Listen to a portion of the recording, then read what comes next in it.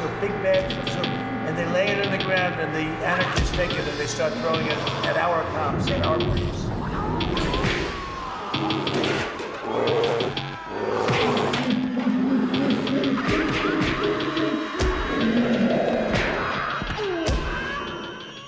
Greetings, friends. I'm Arnold Schroeder, and this is Fight Like an Animal. This is the third year that there has been smoke ubiquitously on the West Coast, blocking out the sun, giving us all a sense of imminent collapse, every major city kind of situation. And all three of those times that's occurred have been within the last 4 years. In fact, so it was 2017 and 2018, and then as a really powerful indication of the shifting baseline syndrome, I honestly was kind of surprised in 2019 when the thing that had only happened twice before ever, smoke being everywhere, there being nowhere on the West Coast to go where you could really breathe or see down the block. I was surprised that didn't happen, and then boy, did it happen again this year. And it fucks people up in ways that are sort of beyond apparently anybody I talk to anyways powers of articulation. It's kind of surprising for a lot of people how impactful it really is.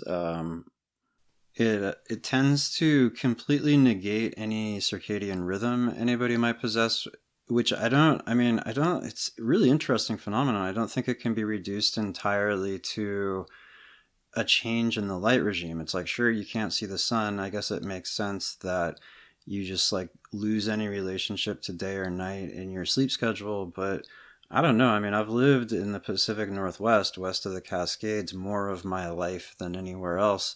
And until 8 years ago, 7 years ago, 2013 was our driest winter on record at the time, and nothing's really ever been the same since then. But until then, it really was true that it rained 9 months of the year, and that didn't have that effect on people. But for whatever reason, like 24 hours of smoke, people lose any kind of connection to whatever their past rhythm was with sleep, or in a lot of cases any rhythm at all. Just sleep in totally random intervals at totally random times, and people just find themselves being really defeated by it. Like people who are all living in the same world we were living in before smoke blocked out the sun, who are like, yeah, it seems like the end is really imminent. And I've been grappling with the emotional and psychological repercussions of knowing the world is dying for a long time. And usually I can wake up and make myself do things. People who are perfectly aware of all of the like breathtaking and very exhausting and defeating crises that we're already facing find themselves in the smoke incapable of functioning in the most basic ways. And I have to say I'm right there. When I say people, I'm emphatically talking about myself, but it's something that everybody I'm talking to virtually is having some version of this experience. So in honor of the ecological dread that is gripping so many of us right now, I thought that I would read my piece for the Dark Mountain Journal, Do Not Worship the Deities That Came Before the Fire. This will be kind of a mini episode.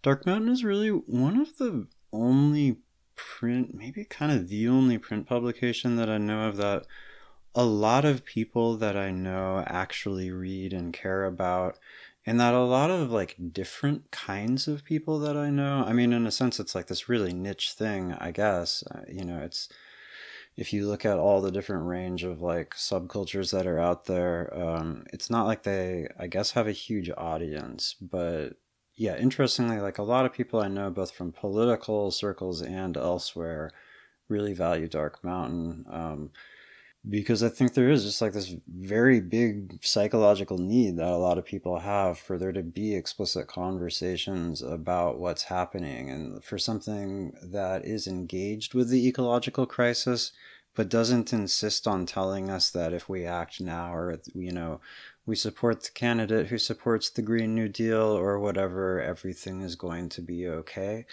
And that kind of is what this piece is about. I have this notion of a climate responsiveness curve, or something like whatever. I don't have like an actually very explicit conceptualization of like how one would visualize this kind of like continuum, this like response continuum that I have in my head. But I have this notion that there are stages of integration of the psychological truth of the ecological crisis, right?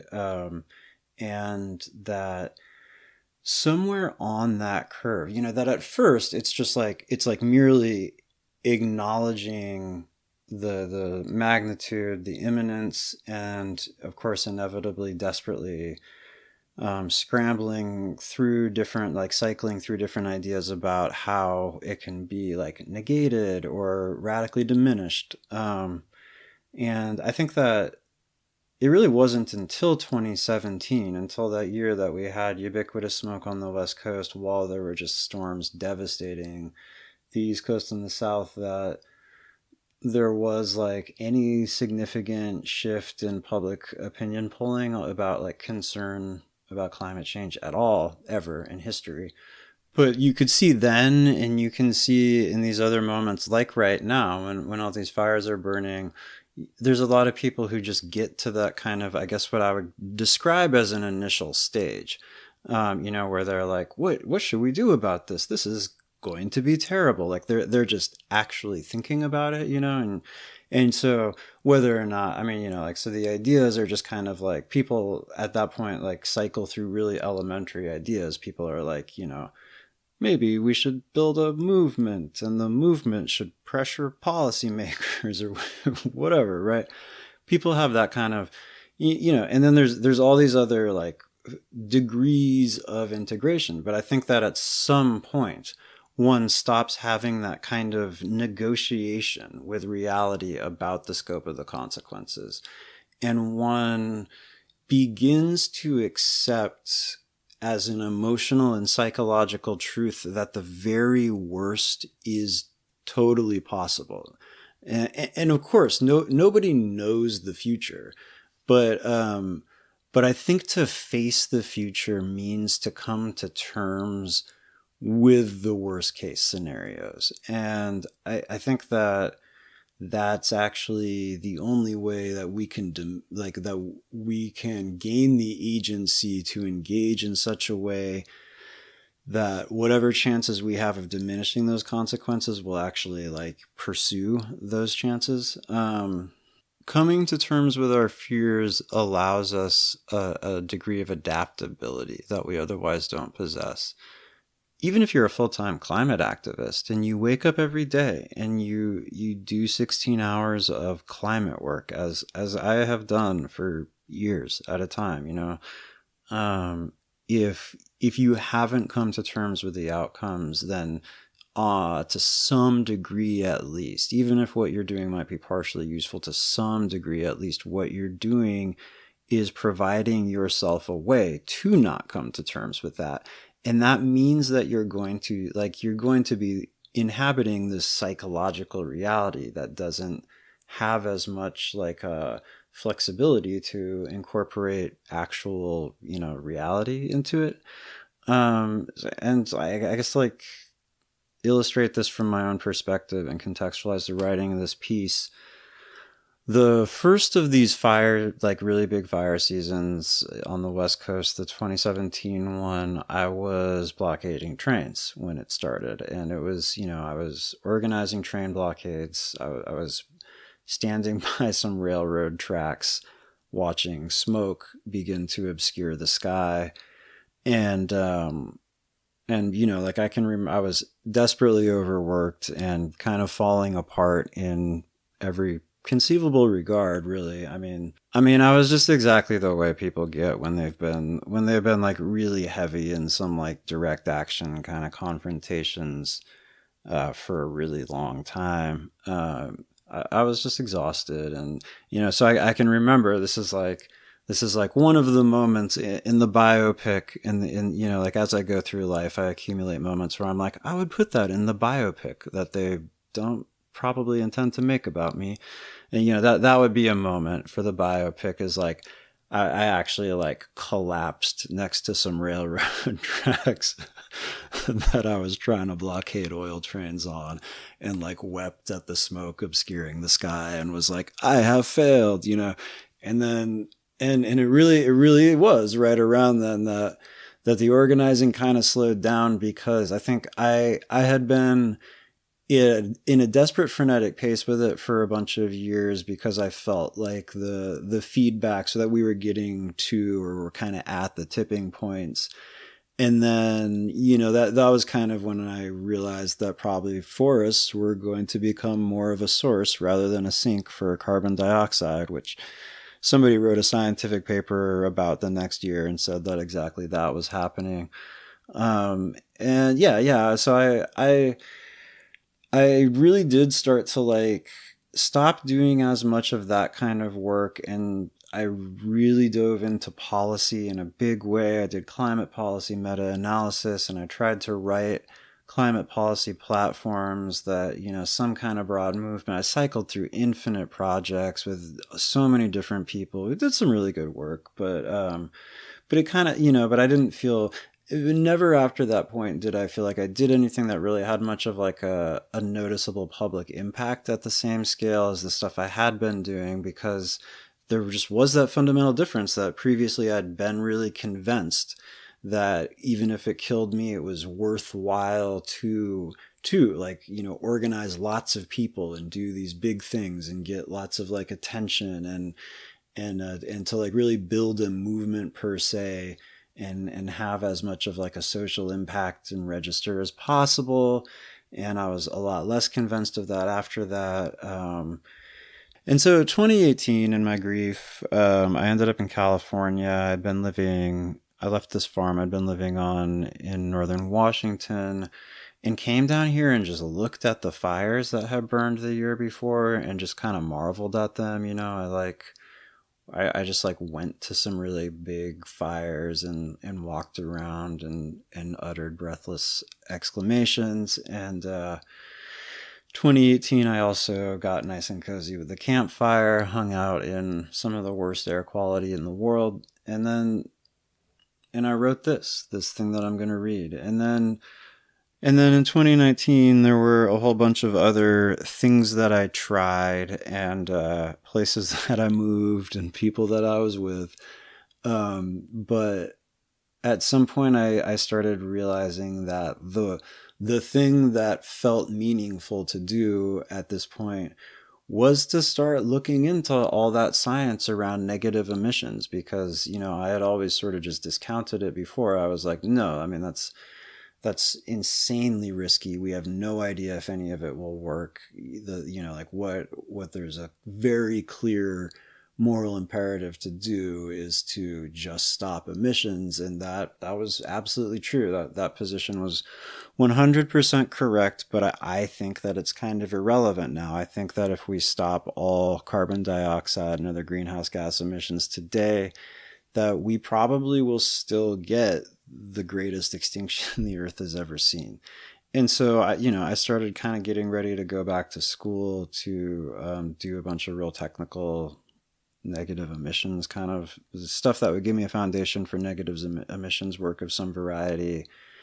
Wrote a big literature review about it, and so I guess like I relayed all this to illustrate that idea that when one comes to terms with the reality of ecological collapse, it allows for a certain adaptability.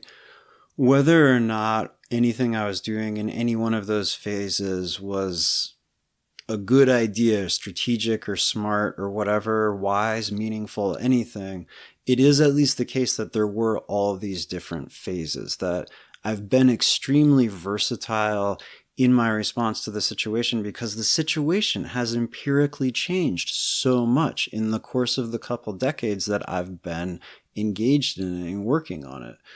And so, yeah, that's my idea of like a climate responsiveness curve or whatever, is that at some point you have to come to terms with this, like, with the worst case scenario. And for me, that, like, the entire year of 2018 was just sort of like a death spiral because I was coming to terms with it. And because my entire identity was constituted around trying to intervene in the climate crisis. So I also just kind of had, I mean, it got like harder and harder to know what I was even really supposed to like do on a given day. Like it wasn't a good time, and I still had that, like, the mobility, I was a nomadic organizer. So like I just kind of kept moving around and but like I lost any kind of, like, really had to deal with a lot of darkness, like a lot of, like, kind of, my great fear with climate change was always that I was going to lose all love for humanity before it was all over, and that's kind of like, I kind of got to that place more than I ever had before or really have since. And, it was, what I'm saying is that there's all kinds of reasons one would want to not do that. But I think that it's actually just so important that we become one with our pain on this, and we really, really, really confront what hurts us the most here, because I think it's the only way to like actually fashion a response. So this is not a long piece. I think that I spent more time framing it than it will require for me to read it. So without further delay, do not worship the deities that came before the fire. When civil rights icon and former presidential candidate Jesse Jackson rode a spotted horse toward the burning barricades on North Dakota State Highway 1806, I finally started coming to terms with the end of the world. Naturally, I already knew that epochal transformation was underway from, say, atmospheric carbon dioxide concentrations, the extinction rate, or a cursory assessment of human behavior. But the end of the world is inherently mythological, as is the human mind. We are creatures as hopelessly bound to our narratives as we are bound to our sexuality and our fear of snakes. Jesse Jackson, the burning tires and burning sage, the tear gas and acoustic weapons and rocket launchers, the drumming and the war songs. The moment only seemed plausible if one imagined it had been described in prophecy and the prophecy subsequently forgotten. It was a sufficiently mythological stimulus to provoke a conclusion that can be concisely characterized as, we are living in the story of the end of the world. And this was somehow more palpable and psychologically meaningful than, we are living at the end of the world, or the more understated and strictly accurate, we are witnessing a cataclysm without precedent. The fires people set that day, 26 October 2016, in an effort to stop construction of the Dakota Access Pipeline, were extinguished by the next night. Dreamlike encounters with celebrity were fairly common at Standing Rock. The Green Party presidential candidate arrives to spray paint bulldozers people are locked to. The guy who plays the Incredible Hulk in the movies wanders past your camp. And leaving the barricades as he approached, I didn't even see Jesse Jackson. I just knew he was mounted on a horse a mile down the road, preparing to approach. And the mental image of it, in that warlike context, immediately took on a quality roughly akin to a many-armed deity wielding skulls and weapons crowned by fire. It produced a decisive rupture from whatever semblance of the former world I was still clinging to.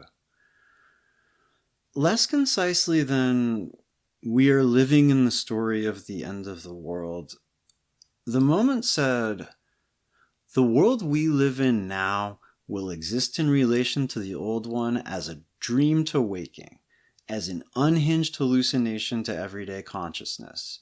And whoever clings to the prosaic forms and conventions of the former world will be devoured by the new gods and monsters that are being birthed in its flames.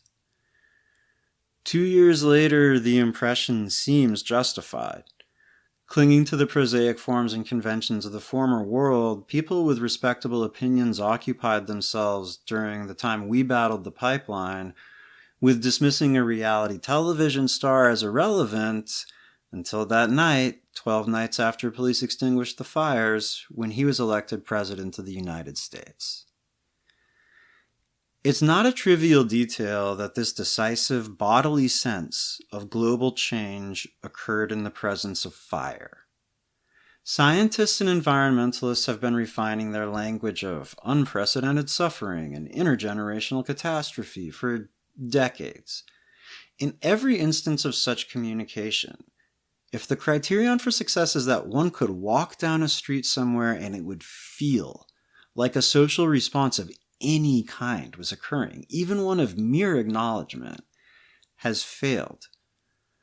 Some of the reasons for this are very immediate, rooted in the vicissitudes of current and recent politics and culture, but some of the reasons are fundamental, rooted in the human mind's intrinsic barriers to comprehending and functionally integrating the reality of collapse.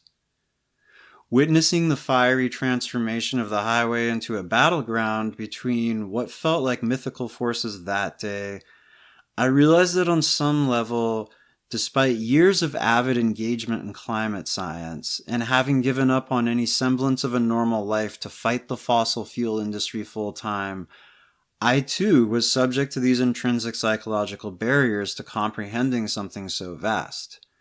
I was in denial about climate change.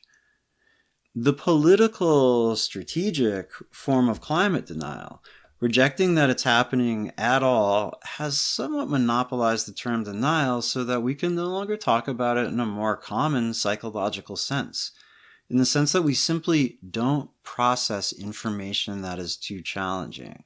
This can be observed in the ability of the human mind to completely suppress recollections of traumatic events, and it can be observed in non-human minds, in the dazed look that sometimes comes over prey animals' eyes when they stop fighting with a predator and mentally depart from the experience of dying. My fiery revelation convinced me that for most people, most of the time, whatever our worldviews, global collapse is simply beyond our emotional and psychological scope, if it is presented in non-mythic terms. The moment of psychological integration I experienced didn't occur because I was explicitly processing anguish over a doomed food system or an ocean populated only by plastic. I'd been doing those things for years. It occurred because I had a religious experience, and I didn't have a religious experience because I was seeking one, but because of fire.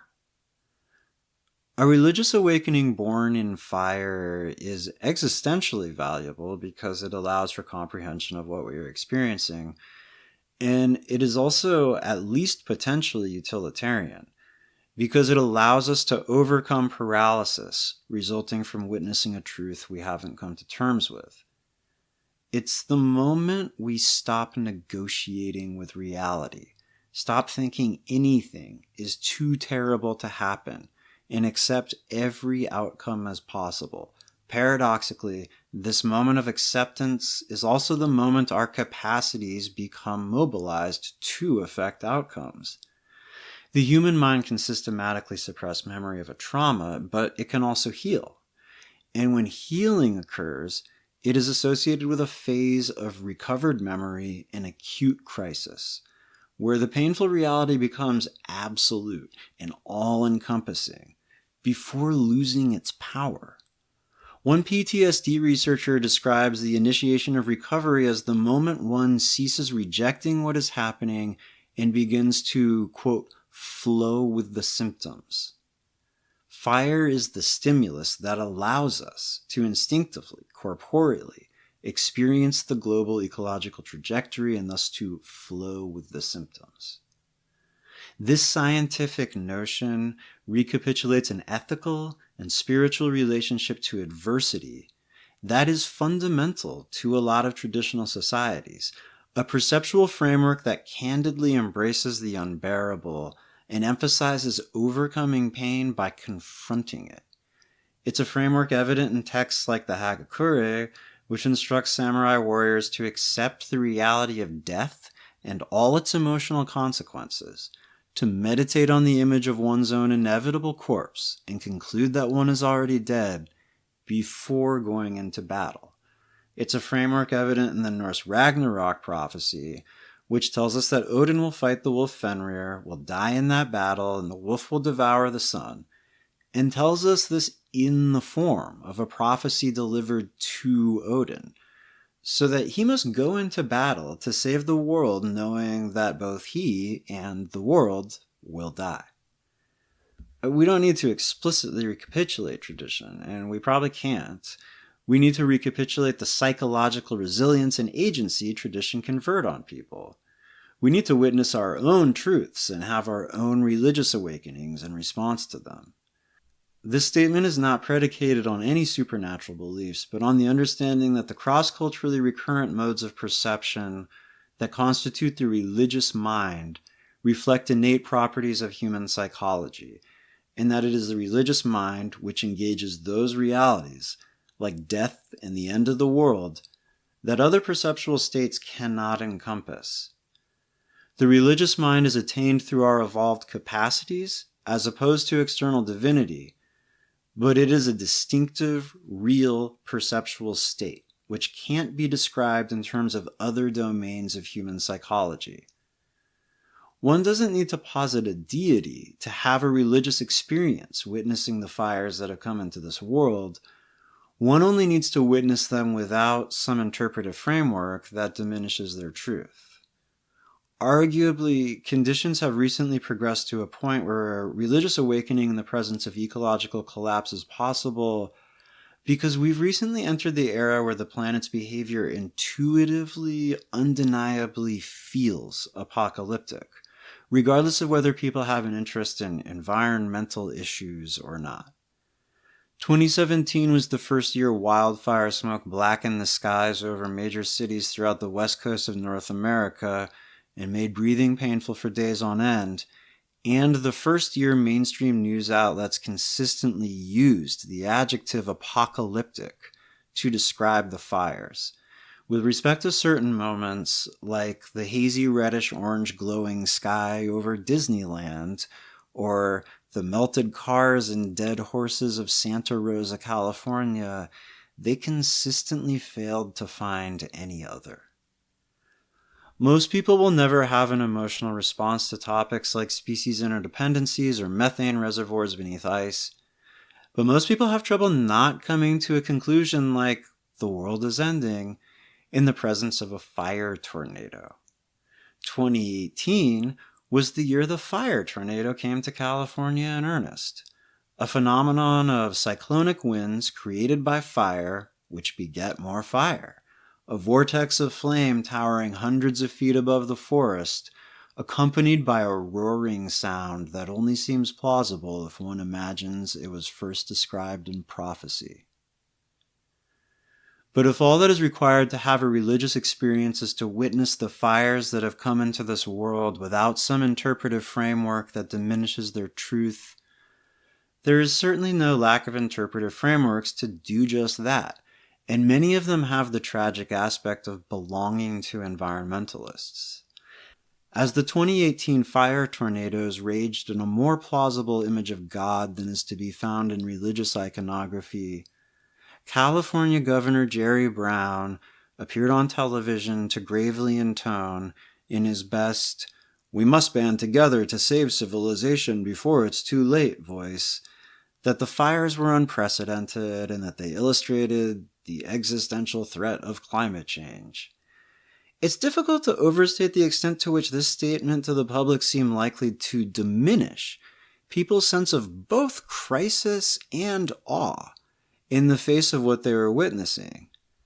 Made as it was in the rhetorical modes born in the world as it was before Jesse Jackson rode to the burning barricades and a reality television star became the most powerful person in the world and Disneyland glowed a hellish red.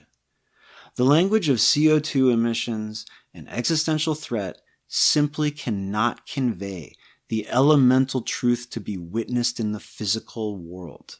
Like myself during the years I fought the fossil fuel industry, Jerry Brown is someone who is both constantly engaged with the subject of climate change and in denial about it. Environmentalism has a long history of converting intuitive and universal truths into cryptic and specialized ones.